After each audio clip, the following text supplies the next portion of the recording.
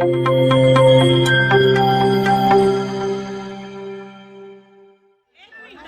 पण तुम्ही आम्हालाच बोलणार, आमचा पण आम्हाला कसं बोलणार तुम्ही चालू करा. हा मग ठीक आहे, नाही ना हा मग चुकी झाली.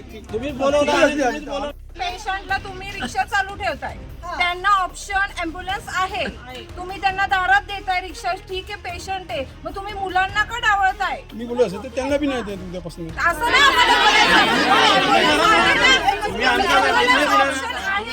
आज रिक्षा दिलेली आहे. अध्यक्ष साहेब तुम्ही जे बोलताय मुलांसाठी तसं नाहीये. माणसाला एक माझी गोष्ट ही प्रथा बंद झाली पाहिजे. आपण त्यांना तुमच्यासाठी नाहीये, प्लीज आणि त्यांच्या बरोबर पण नाही, तुम्ही सहकार्य करा.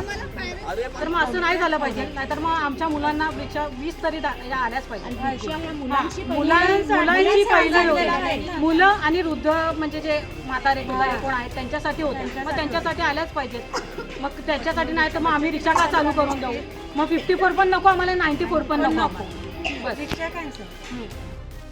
माणसाने माणसाला ओढण्याची अमानवी प्रथा माथेरानमध्ये सुरू होती. त्यामुळे ब्रिटिशकालीन ही प्रथा बंद करण्यासाठी श्रमिक हातरिक्षा संघटनेने सुप्रीम कोर्टात याचिका दाखल करत तब्बल 12 वर्ष लढा दिला. तेव्हा 6 ऑगस्ट 2025 रोजी ही अमानवी प्रथा 6 महिन्यात कायमस्वरूपी बंद करून 94 हातरिक्षा चालकांचं ई रिक्षाद्वारे पुनर्वसन करण्याचे आदेश सर्वोच्च न्यायालयाने दिले होते. मात्र प्रत्यक्ष माथेरानमध्ये 20 हातरिक्षा चालकांनाच ई रिक्षा मिळाल्या. त्या माथेरान संनियंत्रण समितीच्या धोरणामुळे हातरिक्षा चालकांवर अन्याय होत असल्याचा आरोप हातरिक्षा चालकांकडून करण्यात आला. तेव्हा एकूण 94 ई रिक्षा मिळेपर्यंत बेमुदत बंद दिनांक 23 फेब्रुवारीपासून पुकारण्यात आला. मात्र या बंदचा सर्वात जास्त फटका हा विद्यार्थ्यांना बसलाय. मुलांच्या परीक्षा सुरू असल्याने पालकांनी याबाबत नाराजी व्यक्त केली होती. दरम्यान दिनांक 24 फेब्रुवारी रोजी श्रमिक हातरिक्षा चालकांचं शिष्टमंडळ हे मुंबईला मंत्रालयात मुख्यमंत्री यांना भेटण्यासाठी गेलं होतं.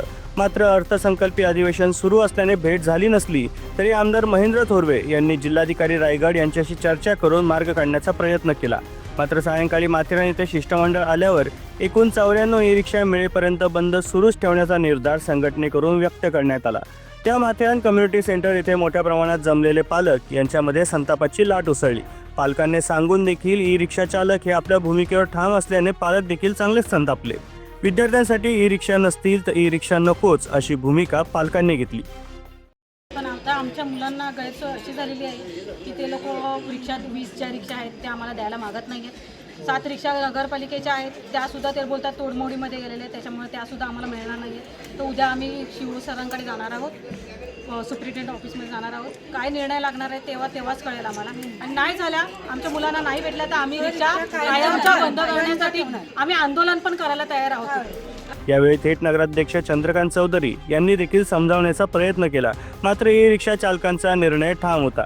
त्यामुळे अखेरीस माथेरानमध्ये नव्याने दाखल झालेल्या प्रभारी पोलीस अधिकारी सरिता मुसळे यांनी रात्री ई रिक्षा चालकांची बैठक माथेरान पोलीस ठाण्यामध्ये घेतली. एका गुन्ह्याच्या प्रकरणात व्यस्त असतानाही त्यांनी ई रिक्षा चालकांना त्यांच्या स्टाईलने समजावलं.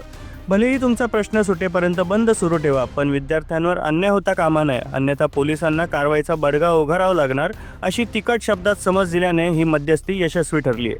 तेव्हा ई रिक्षाच्या या बंदमधून विद्यार्थ्यांना सूट मिळाली आहे. तर आज दिनांक 25 फेब्रुवारीपासून माथेरानमधील विद्यार्थ्यांना घेऊन ई रिक्षा धावणार आहेत. तेव्हा पालकांनी देखील याबाबत समाधान व्यक्त केलं आहे.